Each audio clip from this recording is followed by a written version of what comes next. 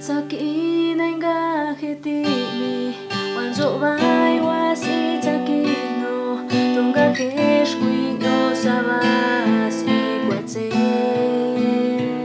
kaina kincha to wasi kisi shatale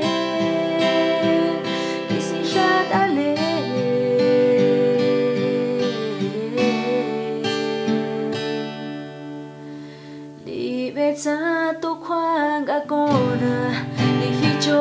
chua khoa ai chena ki chong sa le ni ga no sa chua ke le wa hi ni ta wa na ki he ko kwa na ti se na ya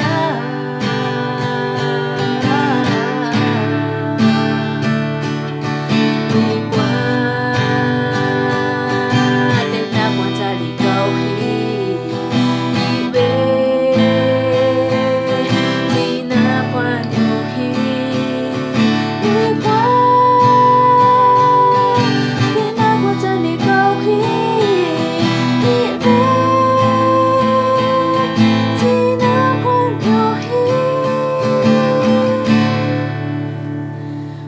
Sa nanga hi shikini